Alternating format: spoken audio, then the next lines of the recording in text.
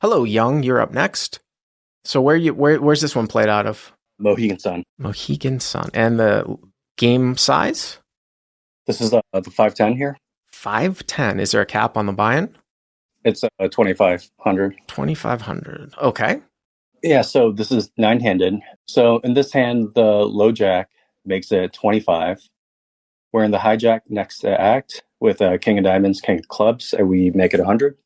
So here in the hijack, King of Diamonds, King of Clubs to 100. Okay. And the button, who's a regular, flats. How deep are you guys, by the way? What's the effective stacks? Effective is 2,325. All right, so 23, 25 effective, low jack to 25, hero 3 bets, King of Diamonds, King of Clubs to 100, button flat calls in between. Yes, button flat calls. Okay. And then a low jack completes the action, calls for 75 more. And that shouldn't be necessarily all that strong of a hand with the dead cold call. He's incentivized to 4-bet, whether that's the reality of this situation is just something of note. Low jack to 25 hero to 100 button flat calls, and the initial opener also calls, and you're in a 3-bet pot 3 ways. Yeah, and that's what I figured about low jack. Like whatever he opens with, there's like almost nothing he's folding, and we can't say the button's like super capped. I don't know what to make of that right now. Preflop, you can or you can't. Well, preflop, I mean, we can rule out hands, right? Right. So he's somewhat capped. Yeah, absolutely. So I'm saying we can hopefully try to leverage that information post flop. So the pot's 315. Okay. And it's the flop is 8 of diamonds, 5 of spades, deuce of diamonds. 8 of diamonds, 5 of spades, deuce of diamonds. So the only thing, it's a 3-bet pot. This shouldn't really be represented all that much. I mean, the only thing is that you do, I don't know what the deal is with the button.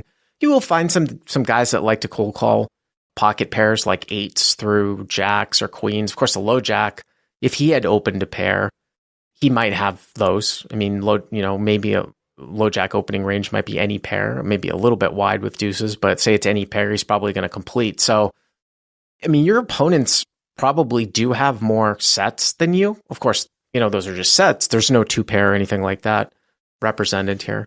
That would be, I'm not saying that I would necessarily check. I don't think you need to make a gigantic bet here. Well, then again, though, too, people love to cold call with like 9s through jacks as well. And, you could get the value right now from those hands. Yeah, that's what I kind of figured. Like if someone does have a medium pocket pair, I do want to be careful about like 8s and 5s and maybe deuces as well. I think this was a mistake, but when it checked to me, I wanted to see if I could be sneaky and like get like some kind of check raise in. I check my kings. So you checked here, and I'm just going to extrapolate from what you're saying is that you think that maybe the button here could have like one of those lower overpairs, and you want to build the pot up against that with a check raise? That was my thinking. If he did have a pocket pair that was bigger than 8s, then he wouldn't be able to check this behind, right? That's my thinking. Right. He probably would not check behind like 9s or 10s, right? That was my thinking. And I was also thinking like I am taking a risk in having him check behind if he, completely whiffed. So I'm not necessarily trying to justify this. Well, it's not that big of a risk though, right? It's not like you have 10s, right? You've got kings, so it needs less protection, right? I mean, it's not as good as aces, but it's not jacks or, something like that. That makes sense. So a button bet's 125. Okay, so button bet's 315. Button bet's 125. Okay. Low jack calls. Wow, low jack calls. Now, does that change anything from your perspective now? I'm thinking like, would sets check call here? Yes, I think so. Would draws check call here? What kind of draws does low jack have? This is, it's interesting here on the start because, I totally follow what you're trying to do here against specifically the button. When the low jack calls, do you start, because now it's multi-way, right? So if you do put in a check raise now, that even looks stronger than, although there's a little bit more dead money to be won, but that looks a little bit stronger. And then the issue then becomes, now all of a sudden, like the button might have like a bet fold off range that he wouldn't have had heads up because he has to worry about the low jack behind him. Like the button has 9s or 10s here and you check and he goes 125, low jack calls. And now you go like 450, 500. That's a pretty tough call for the button to make, where it becomes where you're just not going to find people usually that are going to bet fold to you heads up if button bet low jack folded out. So I think things have changed here a little bit, and I wonder if you trend towards a possible slight overplay with the other guy possibly calling. It's close. You do have the king of diamonds in your hand. Yeah. What do you mean when you say overplay? Overplay being like getting everything worse than your hand to fold out and better to continue. Now, there are draws, though, that can continue here, too. I'm just saying that the more people that are sort of in this pot, now, if you make an aggressive play, you're going to start to get some of the hands that you wanted to get for value, possibly to fold off, especially from the button's perspective, because of that low jack call. Yeah. Behind. For sure. So I do check raise, and I think this is one of my biggest mistakes in the hand. I make it 325. And I need some thoughts on sizing. When I was thinking about this hand... You made it 325? Yeah, which is... What was it? Like 2.5 times? Yeah. Yeah, just barely under 3x. I was wondering, is 400 a better raise size? 500? Again, like I do want to be mindful of what you said, and I don't want to overplay. But what are your thoughts on 325? I mean, I guess somebody could make a case now where, especially somebody closing the action, like the low jack is going to get he gets a better price, to call. I mean, all the draws and stuff would call here as well. It's a very sort of small.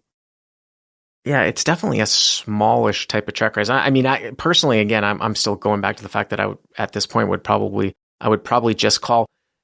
If you go 325 here and you get called, whether you go 325 or 450 and you get called, what wouldn't be consistent is if a brick comes on the turn and you're somehow scared to put more money in, I think is the more important type of thing.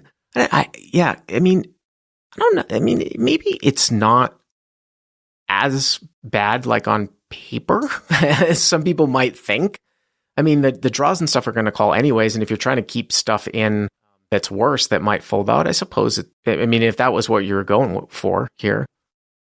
I wasn't trying to get button to fold, but he did.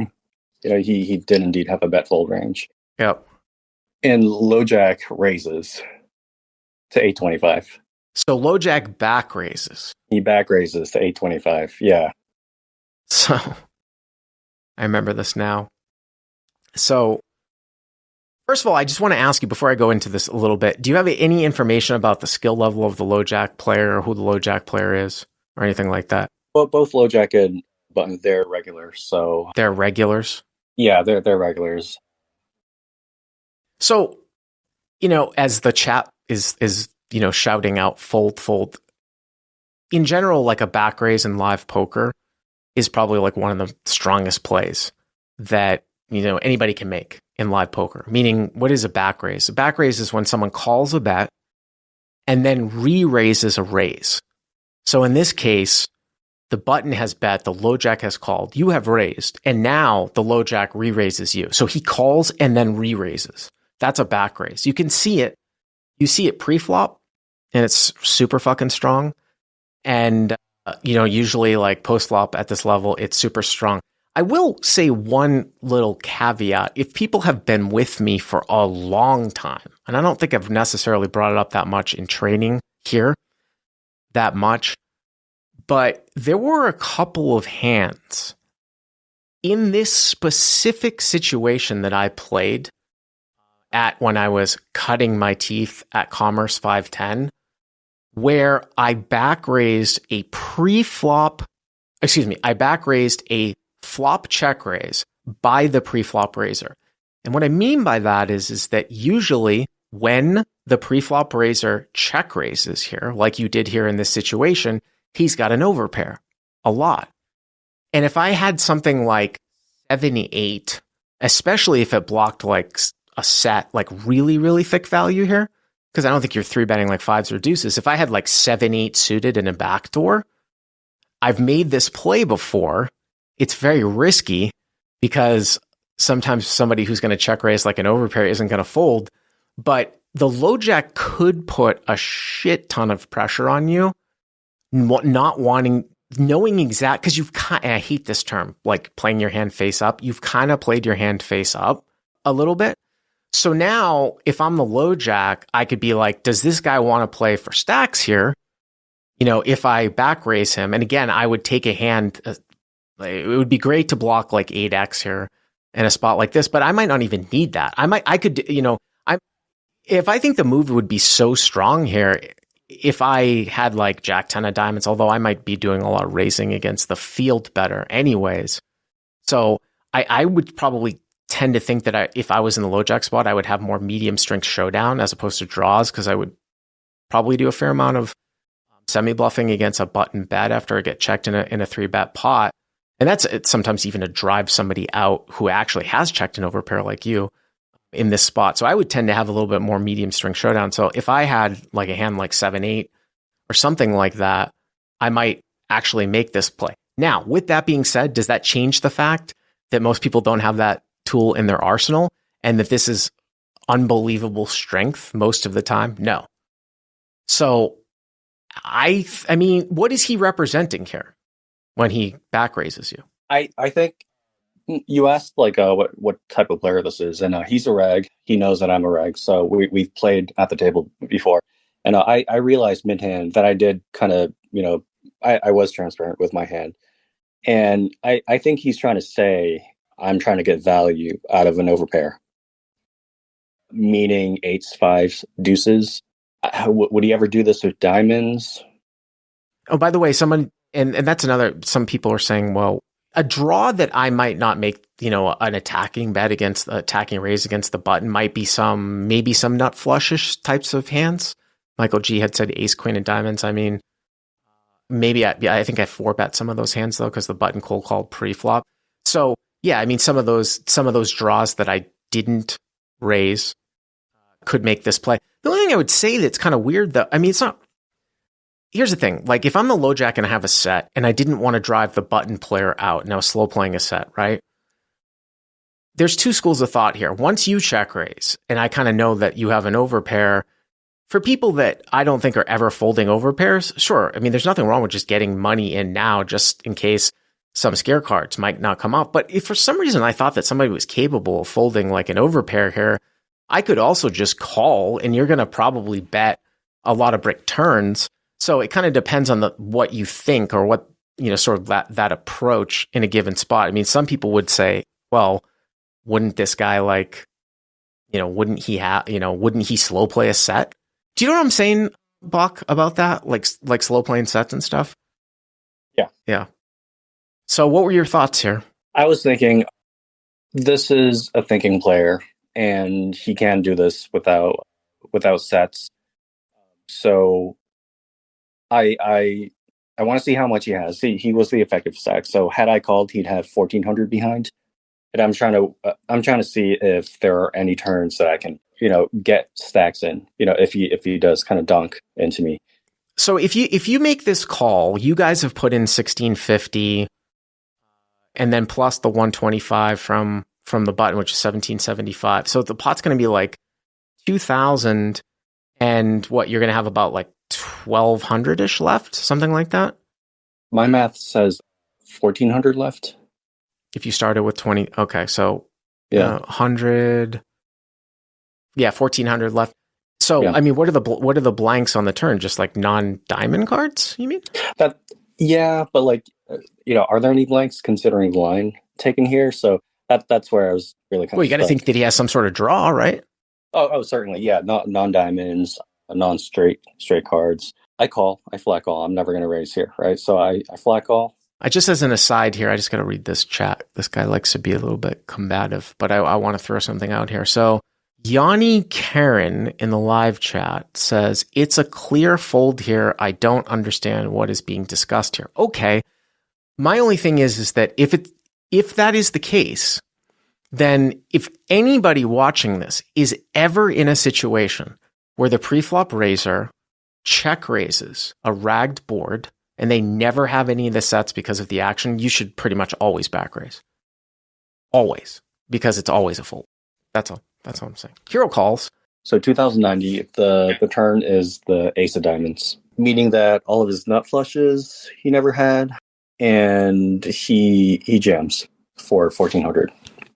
So a couple things here. Obviously, that means he doesn't have the nut flush draw. I'm trying to think, like, we keep saying, well, when you check raise here, like your hand is kind of face up, like two over pairs. Do we find that people check raise like nut diamond draws in your, well, you can't have the nut diamond draw. Do we find that people check raise diamond draws ever in your spot? And what I mean by that is, like, if you 3-bet like king jack of diamonds, like queen jack of diamonds, I mean, God, it would just seem like that would be c-bet off so much. I feel like I would bet that almost all the time, right? Like, you wouldn't go for a check. I mean, it's such a top pair type of dynamic board. The reason why I'm kind of talking this out is just because I want to see, like, if you are somehow protected because you sometimes have flushes and if his jam is weird. But I don't think you really have flushes here, though. No. If he did put me on, like, diamonds on the flop, it'd be, like, ace-x of diamonds, which I don't have, which he knows I don't have. So if you don't have diamonds, then he can just rip it, like, and not be concerned about you having diamonds. I mean, I know you've got the king of diamonds, right? The reason why I'm bringing that up is because it's not weird. People are like, well, what do you do this with a set now? Well, I don't think the hero ever has diamonds here. We just talked through it, right? Because it's always going to be c-bet off. So I don't know, man. I think I just fold now. I mean, if I did continue, you picked, of course, you've got the kings with king of diamonds, right? So you've picked up this additional equity now. So it's 34, I didn't, pick that up. You get kings with king of diamonds. It's 34.90, and it's 1400 for you to call.